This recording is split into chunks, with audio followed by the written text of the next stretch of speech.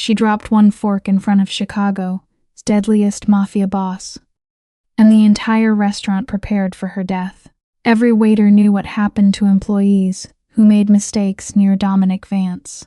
They simply stopped appearing, but instead of begging, Daisy looked him straight in the eyes and blamed gravity. Then her manager grabbed her arm, and Dominic suddenly stood.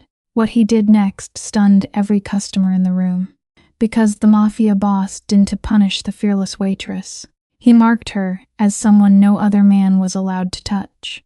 In the Chicago underworld, silence is currency and fear is the absolute law. At Leon's, the premier restaurant on the Magnificent Mile, the staff knew the rule. When table 4 had guests, you kept your eyes glued to the floor, you spoke only when spoken to, and you prayed to God you didn't slip up. Dominic Vance wasn't merely a customer. He was the man who owned the city shadows. Everyone trembled before him, until a desperate new waitress named Daisy did the absolute unthinkable. She didn't just serve him, she challenged him. What happened next wasn't a murder. It became a dangerous obsession that threatened to burn the entire city straight to the ground. This is no fairy tale. This is war.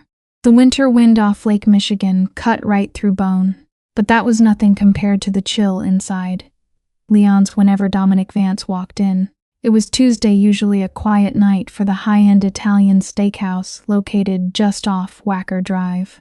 The restaurant was a cavern of mahogany, velvet and low golden light. Politicians shook hands with union bosses here, laundering dirty money through $500 bottles of wine. By the service station, Daisy Jenkins nervously smoothed her black apron, 24 years old, with exhausted eyes and hands chapped rough from juggling 3 jobs. Only at Leon's for a week. This wasn't a career to her, it was a lifeline. With her father's gambling debts hanging overhead, and her younger brother Toby needing community college tuition, Daisy needed the tips. This job had to work out. But tonight, the kitchen was completely frantic. "He's here," a terrified voice whispered. It was the floor manager, Mr. Henderson. Usually, he projected pure pompous authority. Right now, he looked like a dead man walking to the gallows, frantically wiping his receding hairline with a linen napkin. "Who's here?" Daisy asked, stacking bread plates. Vance, hissed Carlo, a veteran waiter with 20 years under his belt. "Dominic Vance, the capo, he's early. And his table isn't even prepped." Daisy frowned. She knew the name.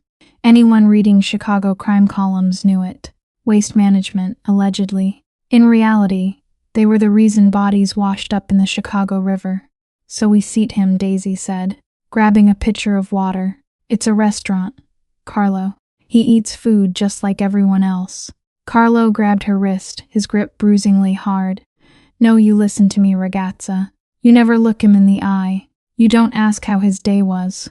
You pour the wine, you take the order, and you completely disappear." Last month, a runner spilled a tiny drop of sauce near his cuff. That runner didn't get fired. He just stopped showing up to work. "I can take the table," Daisy said. She had no desire to play the hero, but she saw the raw, paralyzing fear in Mr. Henderson's eyes. If the manager panicked, the whole service would crash, and nobody would make a dime. Daisy simply couldn't afford a bad night. "I'll do it, just hand me the wine list." Mr. Henderson stared at her, like she just volunteered to defuse a live bomb, using a hammer. "You're new, you just don't understand. I do know I need the tips. Mr. Henderson, let me work." Not waiting for permission, Daisy snatched up the leather-bound menus and pushed straight through the swinging double doors into the dining room.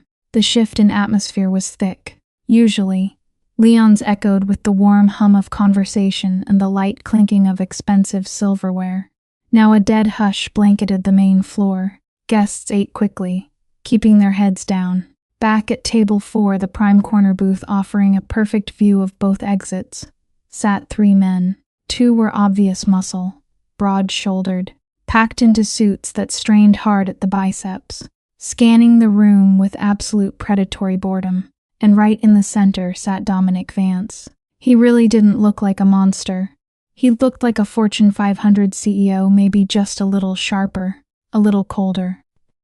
He wore a charcoal three-piece suit that probably cost more than Daisy's rent for the entire year. His dark hair was swept back above a strong jawline, shadowed with heavy stubble.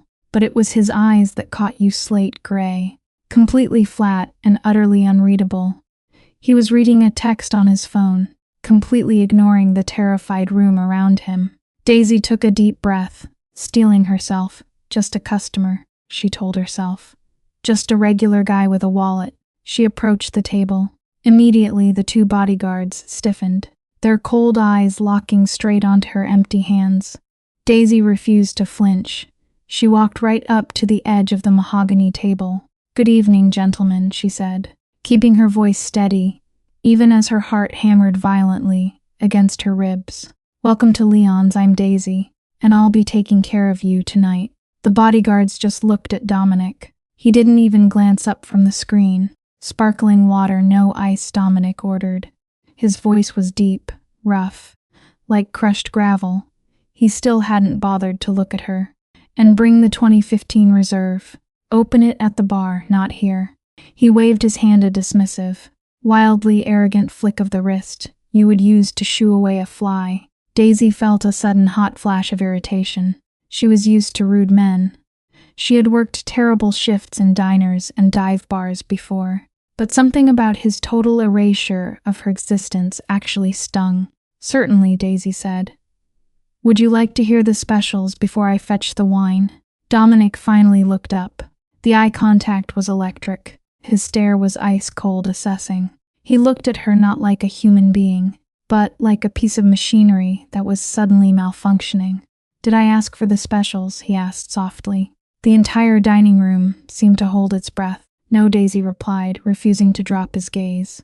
"But the osso buco is excellent tonight, and the chef has prepared a fresh sea bass that isn't on the menu."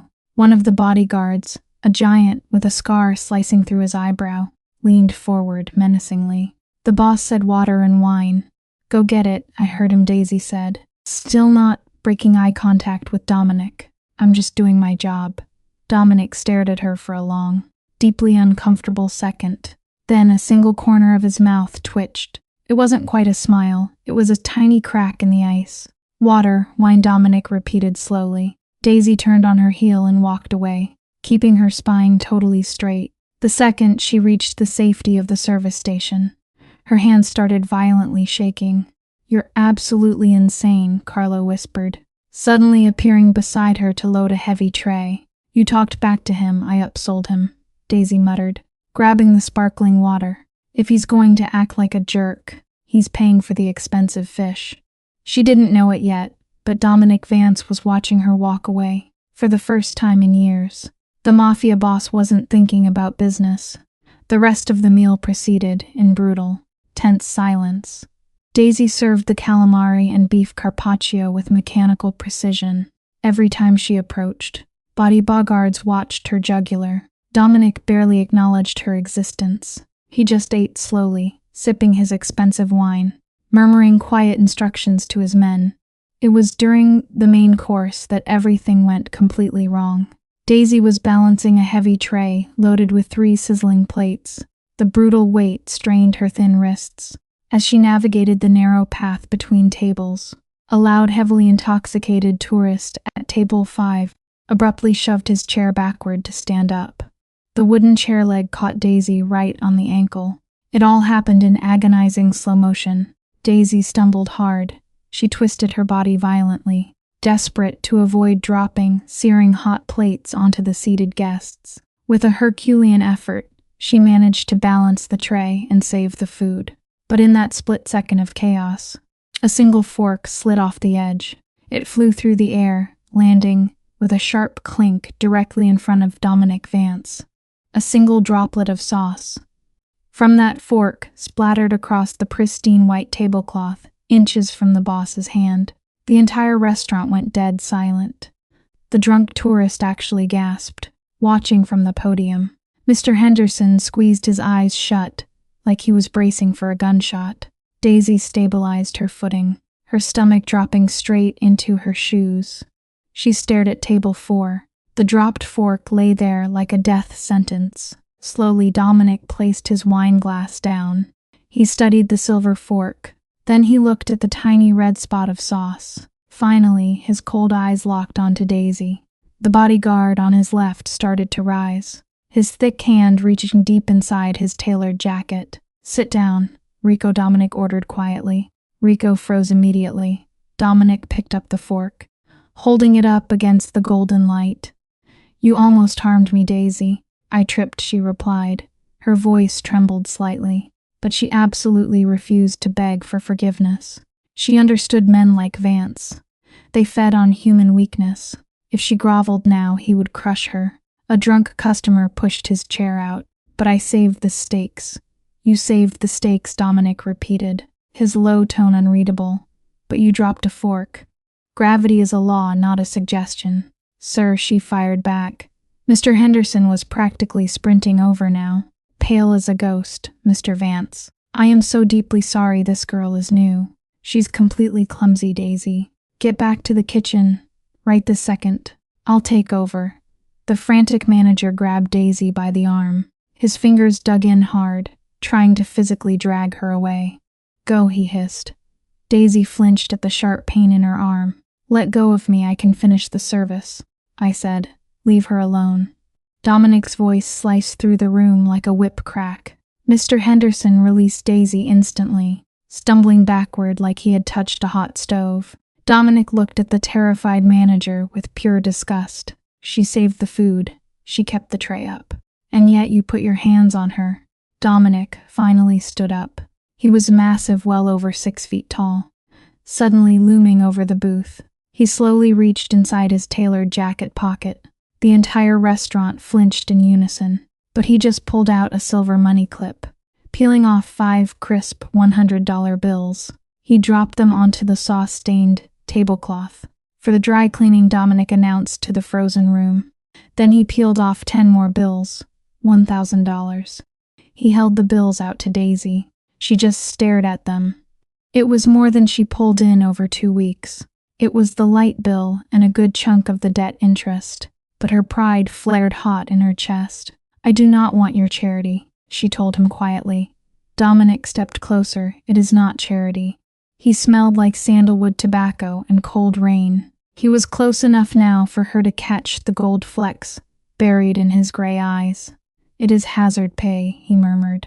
"Nobody stands up to Henderson, and nobody stands up to me." He grabbed her hand, shoved the cash into her palm, and folded her fingers tight around it.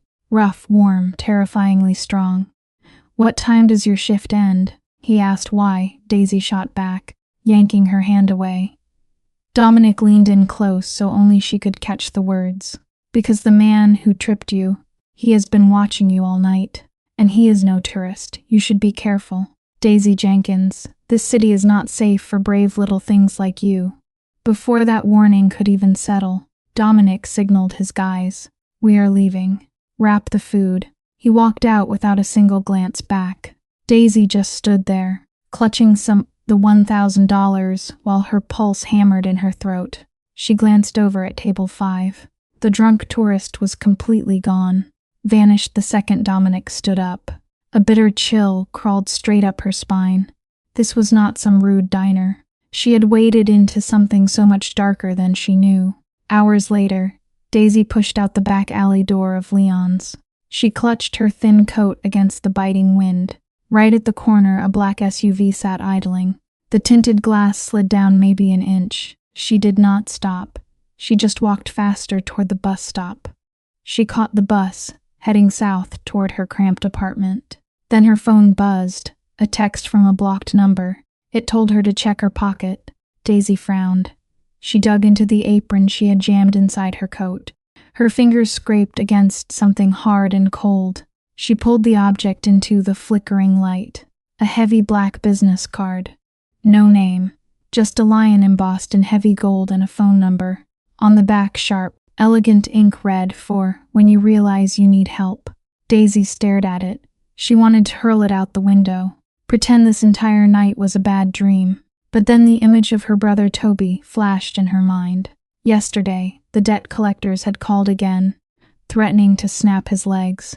She shoved the card deep into her pocket. Dominic Vance had not just left a tip. He had marked her.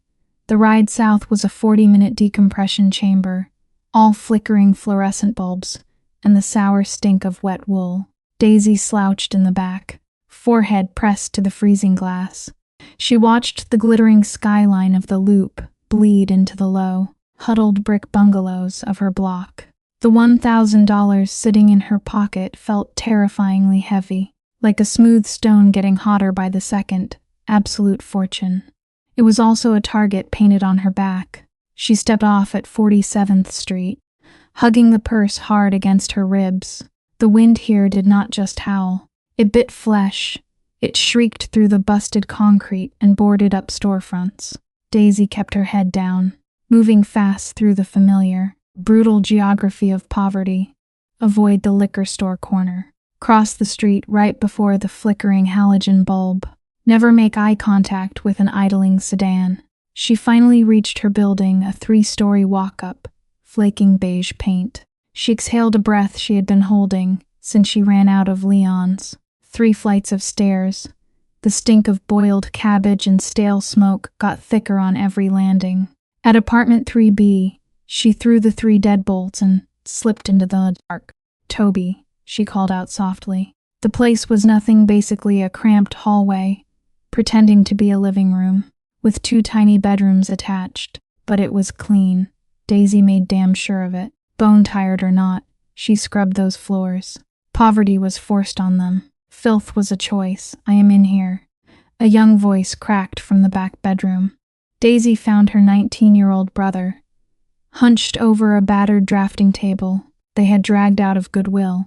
Toby was sketching, his hand moving furiously over the thick paper. The kid was brilliant at graphic design, truly gifted, but raw talent did not cover rent, and it sure as hell did not pay off their father's violent debts. "You are home pretty late," Toby said. He looked up, same dark hair as his sister, but his eyes were softer, completely unhardened by the brutal shifts Daisy survived. "I was getting worried. Just a busy night," Daisy lied. She stepped over and kissed his crown.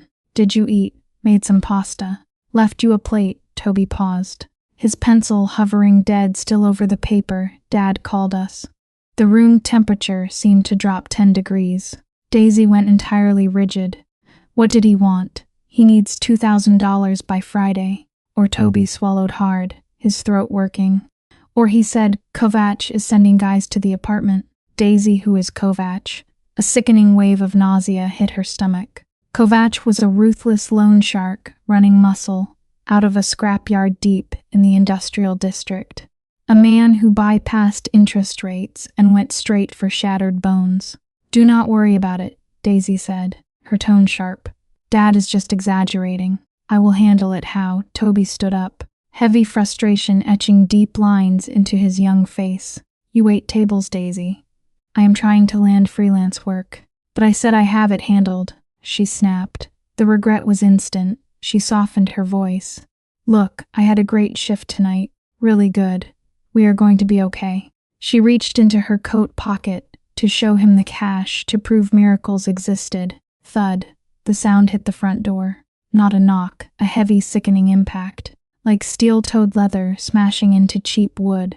Daisy and Toby froze dead. Thud. The door frame groaned under the weight. "Get in the closet," Daisy hissed, shoving her brother. Her survival instincts, carved out by years of their father's garbage, kicked into absolute overdrive. "Daisy, no now." She threw him into the cramped closet and slammed it tight, kicked a heavy laundry basket against the panel. She sprinted back to the main room, just as the front door exploded inward with a deafening crash. The deadbolt did not simply break. The entire jam shattered into splinters. 2 massive men stepped into her apartment, wearing thick winter coats that made them look like absolute walls. Daisy instantly recognized the guy on the left, the tourist from Leon's, the exact guy Dominic had warned her to watch out for. He was not remotely drunk now. His eyes were perfectly clear cold, and entirely dead. "Daisy Jenkins," he said. The voice was flat, stripped of all accent and human feeling. "And the brother, where is he hiding?" "He's not here," Daisy shot back. She backed into her tiny kitchen. Her hand found the heavy cast iron skillet on the drying rack. She gripped the handle with both hands, trembling but completely ready to swing it. "Get out of my house." The second guy, a shaved-head brute with a scorpion inked into his neck, laughed. A wet, ugly sound. "She brought a frying pan. Mick, I am terrified." Mick, the fake tourist, did not smile at all. He just stepped forward, casually kicking a chair out of his path. "Your father, Frank, took a loan. $10,000. He paid us too. He missed collection yesterday. I do not have $10,000. Daisy breathed, backing up until her spine hit the kitchen counter. "We know," Mick replied. "But we know you work at Leon's now. Fancy place. Very good tips." He took another slow step. He was way too close. Daisy could smell the stale coffee and sweat on him. "Kovac actually likes a payment plan," Mick went on. "But since Frank is hiding, we figure his kids can cover the spread. Every week, you hand us 80% of your tips. If you refuse," Mick tilted his head toward the hallway. "If you refuse, we snap the boy's hands." Awfully hard to draw with smashed fingers. Right, Daisy swung the heavy iron. A wild, desperate arc. Mick snatched her wrist out of the air with terrifying speed. He wrenched her arm violently up her back, tearing a sharp cry from her throat, and slammed her face first into the kitchen counter. "Do not be stupid," Mick whispered right into her ear. He ground her cheek harder against the cold laminate. "We will be at the restaurant every single Friday night to collect. You tell your management. We hurt the boy, you call the police. We kill the boy, he let go." Daisy collapsed to the floor, gasping for air, clutching her throbbing wrist. Mick casually reached into his coat and dug out a photo. He flicked it onto the linoleum beside her face. A picture of Toby, taken through this exact apartment window, just yesterday. "See you Friday, Daisy," Mick said. The two giants turned and walked out. They left the front door, dangling off broken hinges. The freezing Chicago winter poured straight into the living room. Daisy just sat on the linoleum, her entire body shaking violently. But she was not crying. She was way past tears. She had entered that cold, absolute silence where survival decisions get made. She waited until their heavy boots faded completely down the stairwell. Then she crawled across the floor to her coat, knocked down in the struggle. She dug her fingers into the pocket, pulled out the heavy black card with the gold lion. "For when you realize you need help." She stared at the splintered door frame. She looked back at the closet hiding her brother. She dialed the number. The line rang exactly once. Yes, a male voice answered the call. Not Dominic, it sounded rougher, like the bodyguard. "Rico, this is Daisy Jenkins," she told him. Her voice came out vastly steadier than she felt. "He gave me this number," a heavy pause. Hold 10 agonizing seconds of dead silence. Then came that gravelly, deep tone that had haunted her for the last 4 hours. "You called much sooner than I expected," Dominic Vance murmured. "I figured you would hold out at least 24 hours.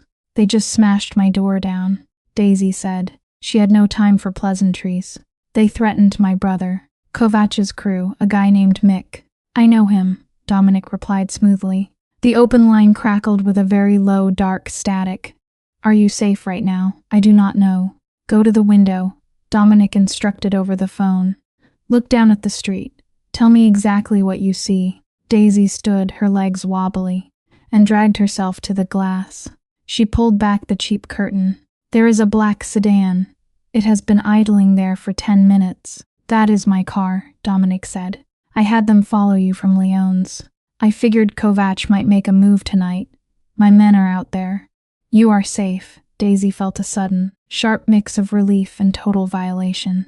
He had her followed. "Come downstairs," Dominic said. "Bring the brother if you want.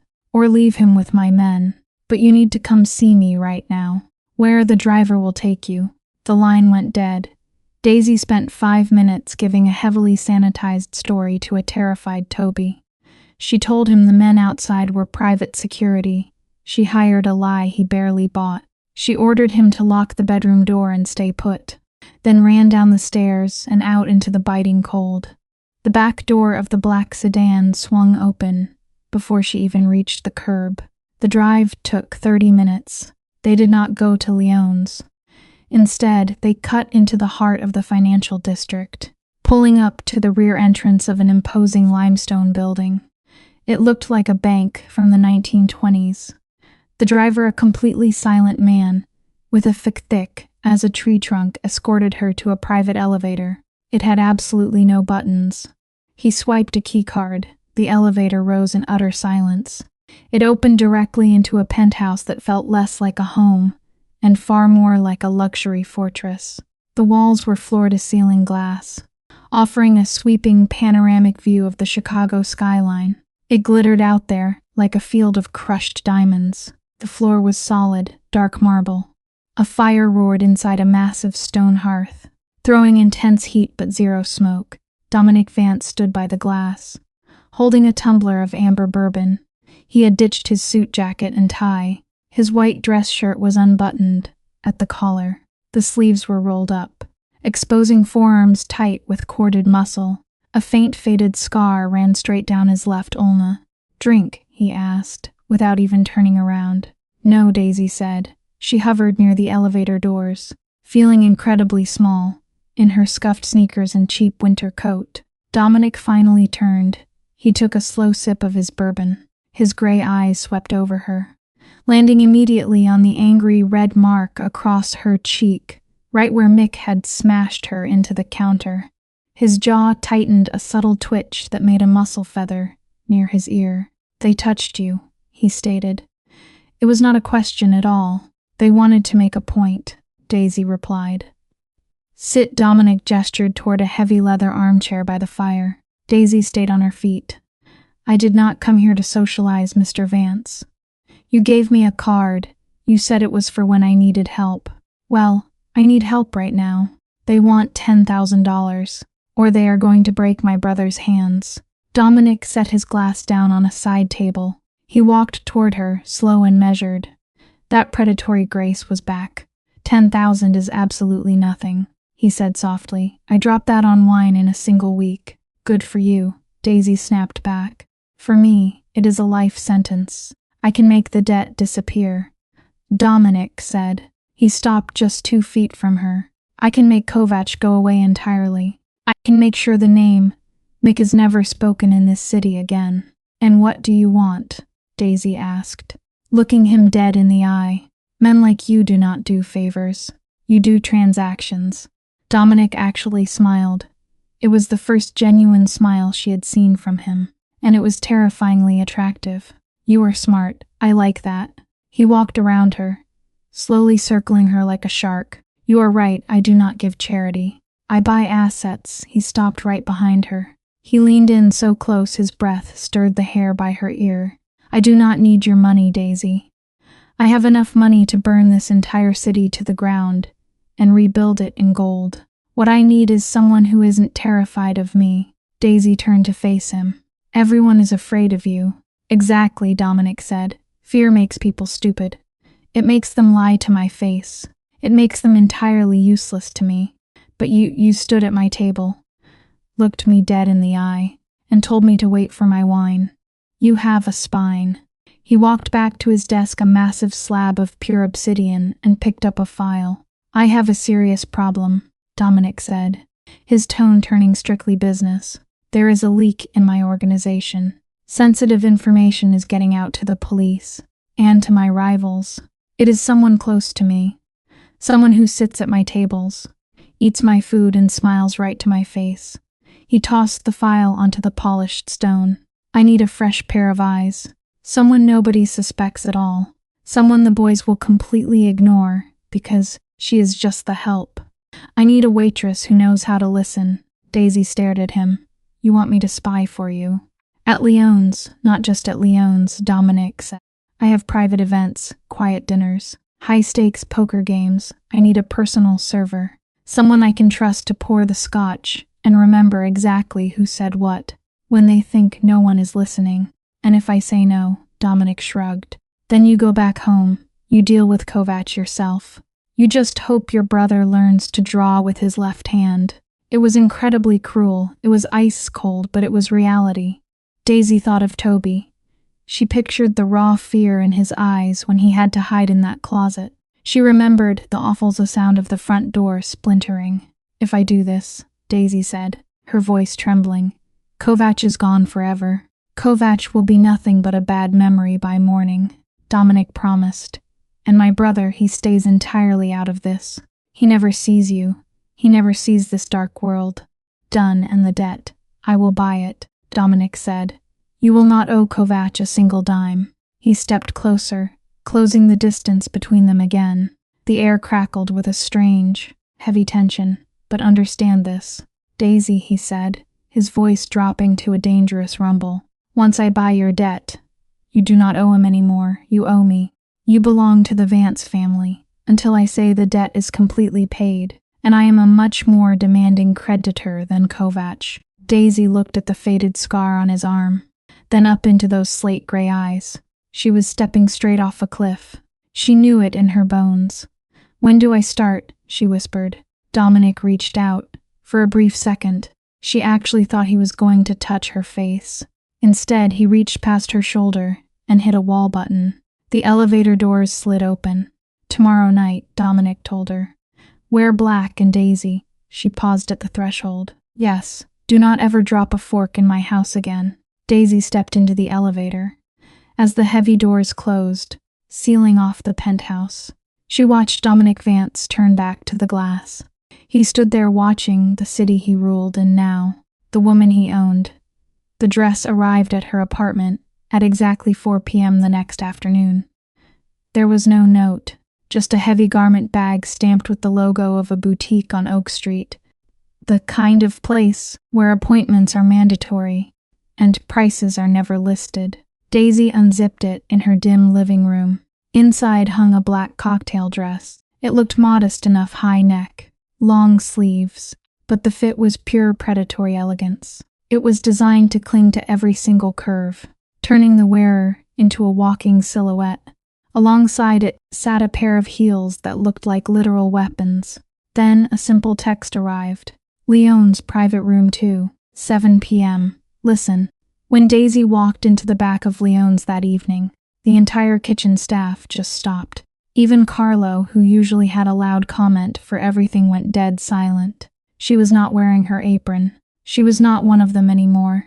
She had crossed the invisible line separating the hired help from the family. Mr. Henderson looked at her with a strange mix of confusion and pure fear. He opened his mouth to bark an order. Then he saw the dress and the way she held her head. He snapped his mouth shut and just pointed toward the heavy oak door at the back of the restaurant. Daisy took a deep breath.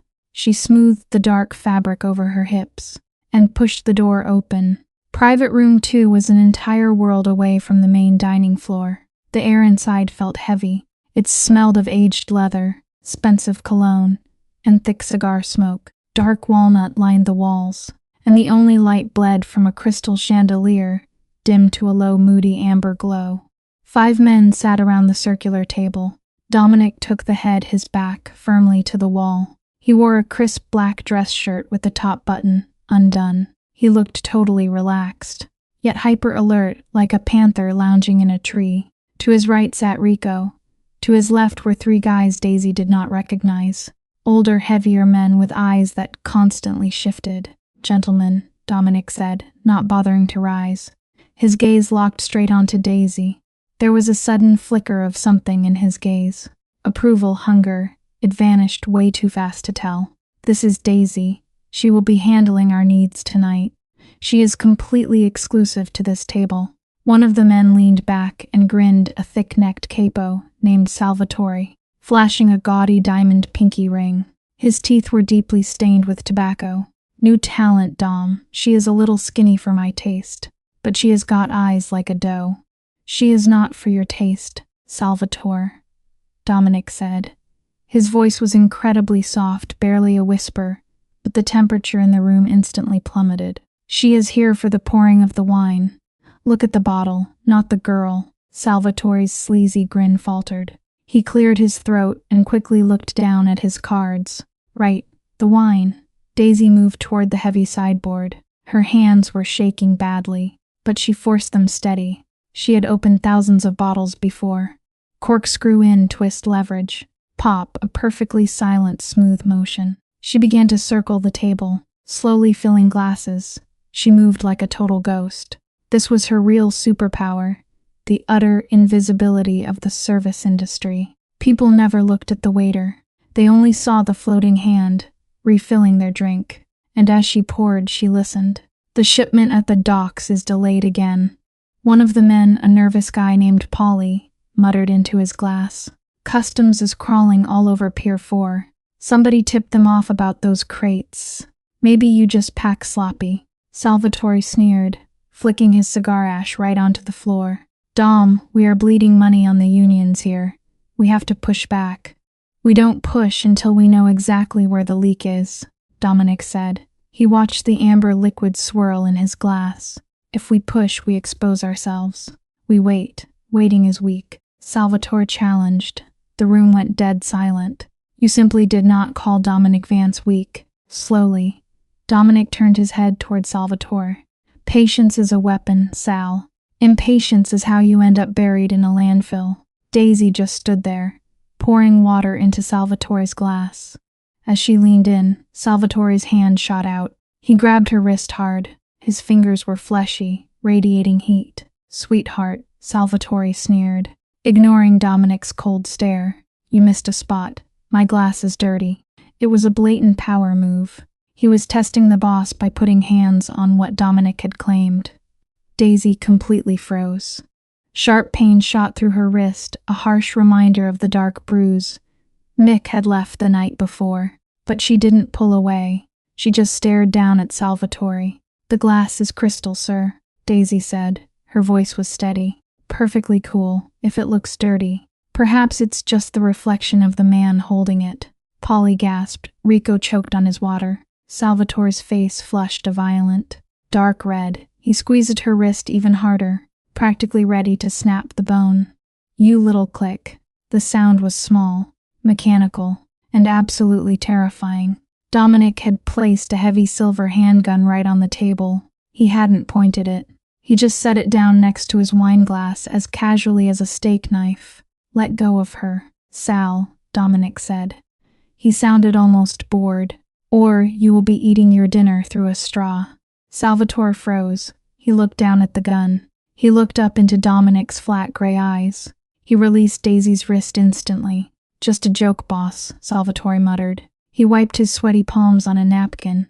Just having some fun, Daisy, Dominic said, his eyes never leaving Salvatore. Come here. Daisy slowly walked around the long table, stopping at Dominic's side. Give me your hand, he commanded. She extended her hand out. Dominic took it. His grip was firm yet oddly gentle. He turned her wrist over, inspecting the angry red marks Salvatore's thick fingers had left across her pale skin. He ran his thumb over the bruises, a touch that sent a sudden jolt straight to Daisy's core. It felt completely possessive. Intimate, Rico, Dominic ordered softly. Get some ice for her wrist. I am fine, Daisy whispered. You are not fine, Dominic corrected her, looking directly up into her eyes. The raw intensity of his gaze made her knees go weak. You are my asset. Nobody damages my assets. Stand right behind my chair for the rest of the night. If anyone needs a drink, they can ask you from back there. Daisy stood behind him for the next 2 hours, pressing her back flat against the walnut paneling. She watched every single detail. As she watched the men who handled their liquor poorly. She watched the ones who stayed perfectly sober, Dominic and Rico. And she watched Salvatore. She noticed something. Every single time the conversation turned to the shipping routes, Salvatore refused to look at Dominic. Instead, he checked his watch. And every time he checked his watch, he tapped his left foot exactly 3 times. A nervous tick or a calculated signal. By the time the meeting wrapped and the men finally filed out, the room felt thick with tension. But Daisy knew one thing for certain. Salvatore wasn't just being rude. He was terrified. The heavy door clicked shut behind the last man. Suddenly, the room felt vast. Quiet, Dominic remained seated, totally still since the others had left. He picked up his wine glass, totally untouched for the last hour, and took one slow sip. You can sit, he told her. Daisy didn't sit instead. She walked to the long table and began stacking the dirty plates. A simple defense mechanism. Cleaning meant order. Order meant staying safe. Stop cleaning, Dominic ordered.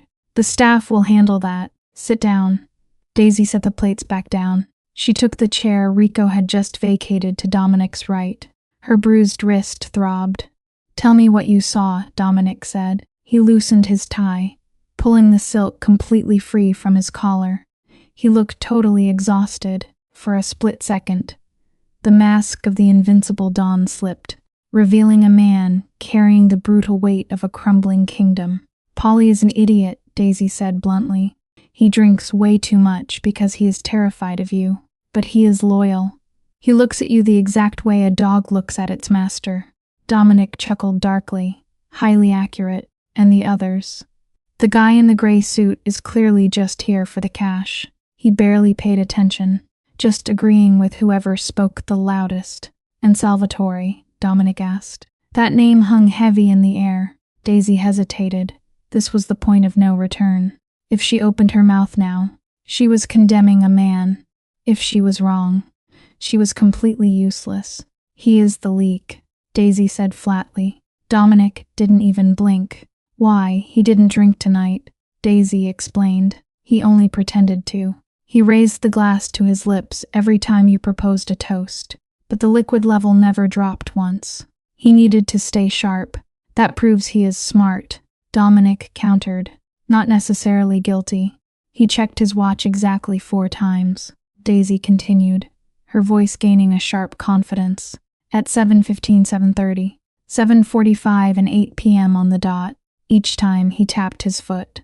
Plus, he has 2 phones. Dominic's eyes instantly narrowed. 2. He placed his main phone on the table, she said. But when he reached for his lighter, his jacket swung open. He has a burner tucked in his inside pocket, and the screen light blinked once. It was recording. Dominic went perfectly still. All the air in the room seemed to just vanish. He was recording the meeting. Yes, Daisy confirmed. The light flashed green. He was capturing audio. Dominic stood up from his chair, slowly. He walked over to the tall window looking out onto the dark alleyway. He stood there for a long time, his broad silhouette framed against the brick wall outside. Do you understand what you just, Daisy? He asked quietly. I did my job. No, you just signed a man's death warrant. Daisy felt a sudden cold shiver run right through her. She looked down at her hands. They looked exactly the same as they had this morning, yet somehow they felt stained. She thought about Salvatore aggressively grabbing her wrist, the vile way he looked at her. He threatened me, Daisy said, her voice turning hard. And he is betraying you.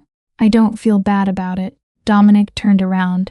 He looked at her with an entirely new expression, genuine respect. Come here. He beckoned her to the glass. Daisy stood up and walked over. He was standing so close she felt the heat radiating off his body. Look down, he ordered. Daisy peered out the window. Down in the alley, bathed in the sickly yellow haze of a security light, she saw Salvatore walking toward his car. He was fumbling blindly for his keys. Suddenly, 2 massive shadows detached themselves from the darkness. It was Rico and another heavy. Daisy wanted to look away, but she was paralyzed. It happened incredibly fast. No screaming, just a brief, violent struggle, a quick flash of metal. And then Salvatore was being dragged into the back of a waiting van. He will not be coming back to Leon's, Dominic said.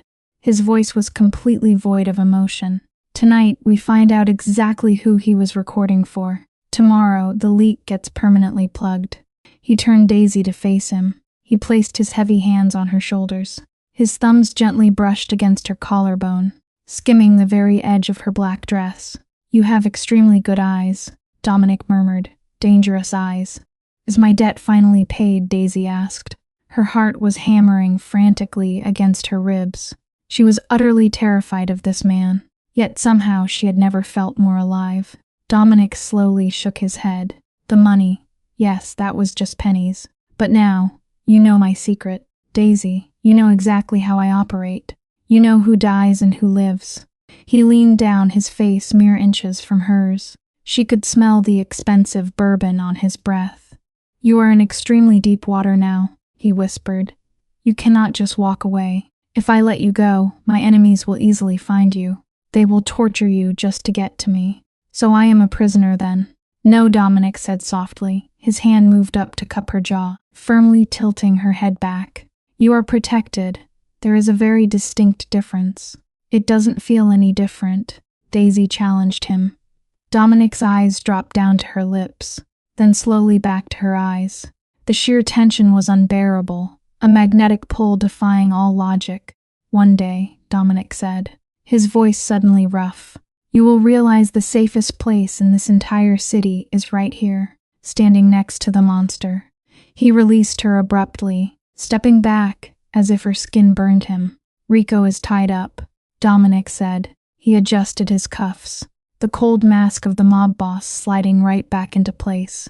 "I will drive you home myself."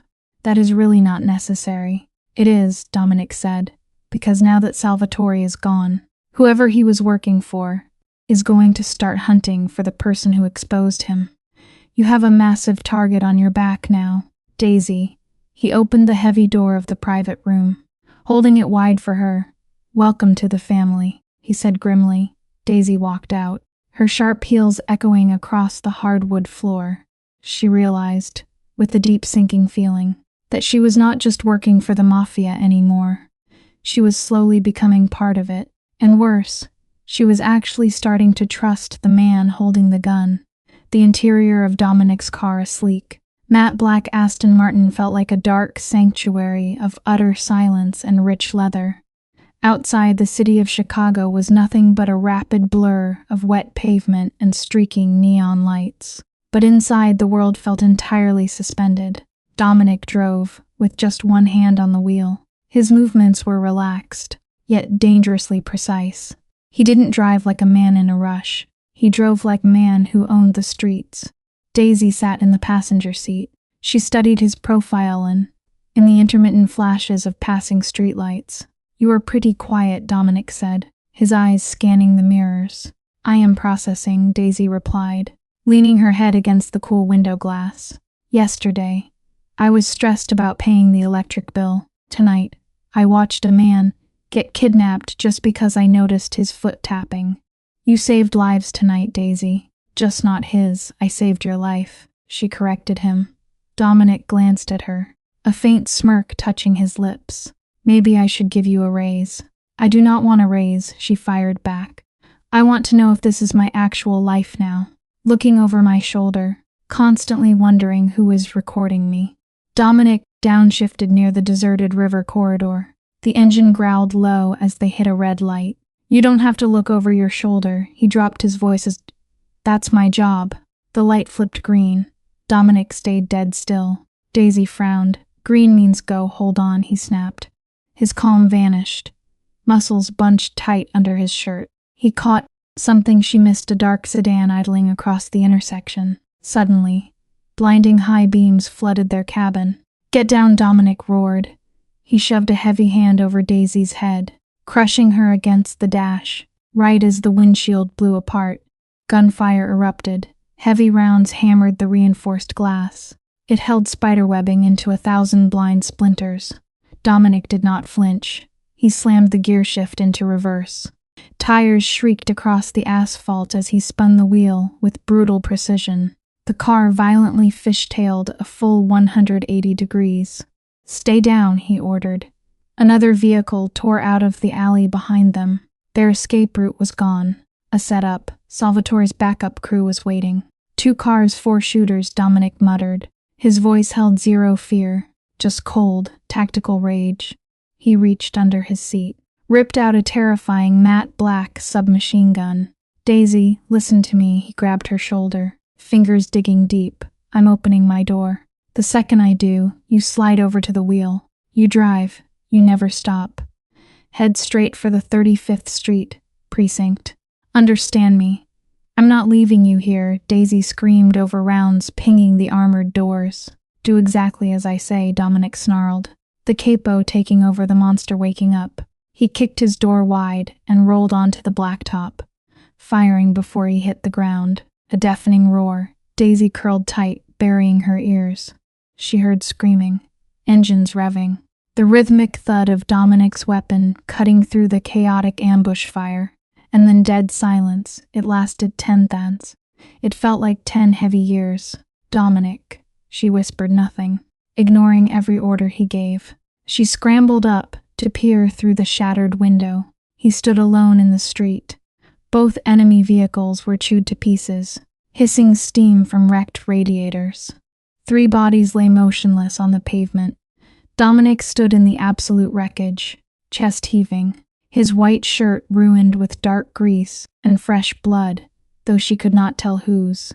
He looked terrifying, a literal god of war. He holstered the gun, turned, yanking her door open. "Are you hit?" he demanded, wild-eyed as scanning her up and down. "Check yourself. Any pain? Any blood?" Daisy shook so hard her teeth chattered. "I think I'm okay, but you're bleeding." A sharp graze marked his cheek, crimson tracking down his jaw. "It's nothing," he muttered. He reached in, unbuckling her belt. Before she even blinked, he dragged her out and crushed her against his chest. It was no hug. It was absolute possession. His arms locked around her like heavy iron, burying his face deep in her neck. He smelled like hot copper and spent gunpowder, but beneath the violence. "Just faint sandalwood. I told you," he rasped, his voice trembling with raw adrenaline. "Nobody touches you, nobody." Daisy threw her arms around his waist, anchoring herself to him for dear life. The reality hit. No more diner shifts. No more electric bills. Her quiet life was completely dead. She pulled back, looking up at him.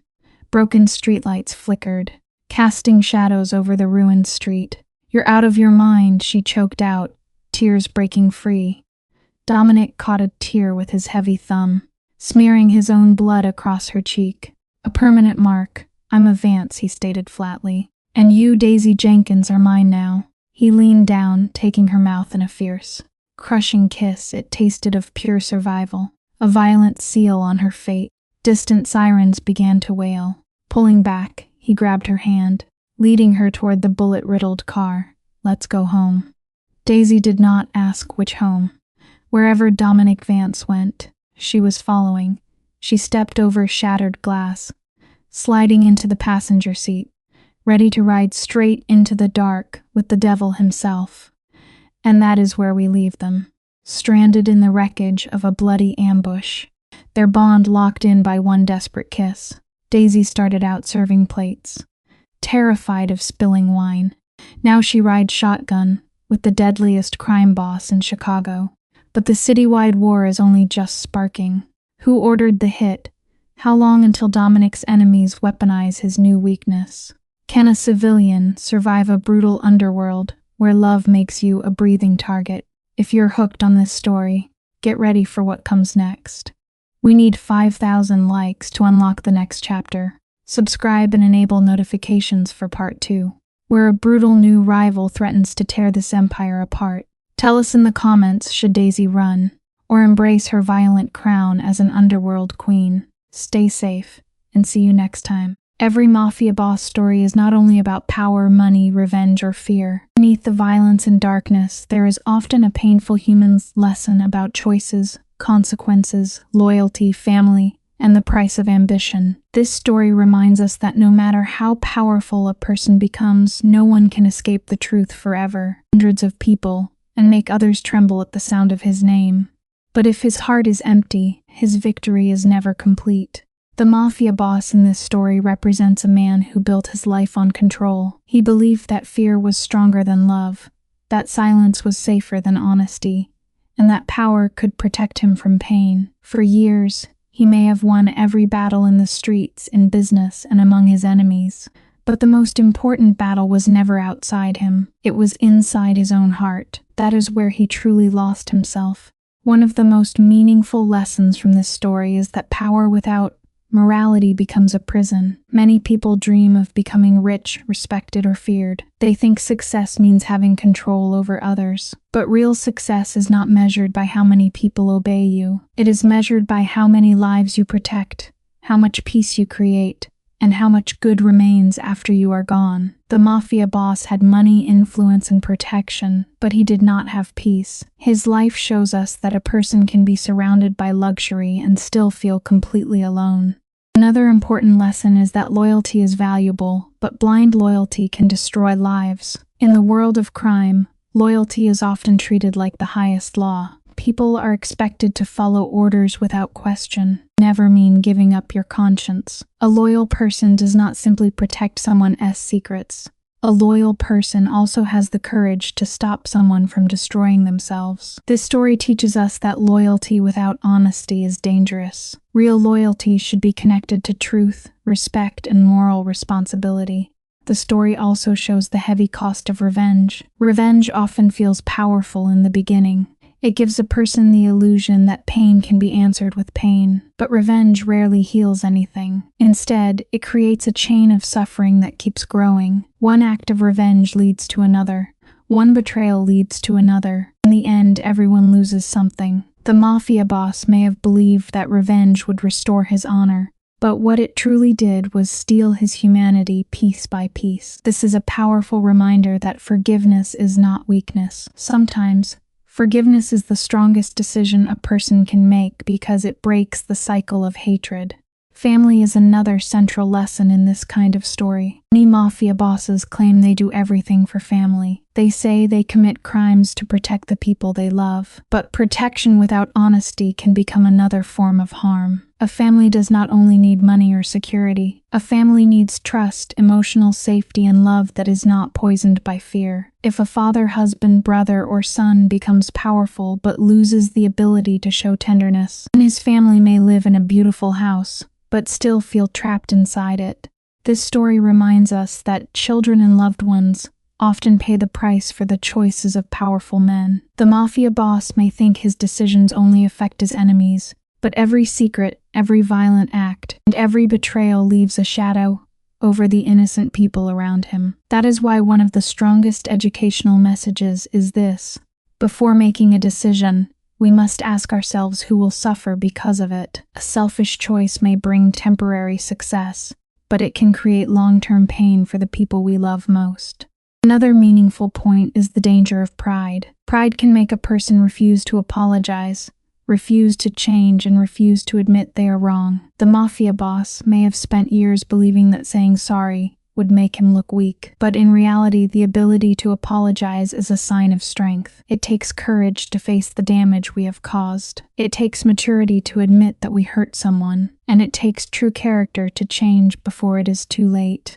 The story also teaches that redemption is possible, but it always requires sacrifice. A person cannot simply say they have changed. They must prove it through action. Redemption means accepting responsibility, protecting the innocent, telling the truth, and sometimes losing everything that was built on lies. For a mafia boss, redemption may mean walking away from power, exposing corruption, saving someone he once endangered, or choosing love over control. The path to redemption is painful because it forces a person to confront the worst parts of themselves, but it is also the only path that can lead to peace.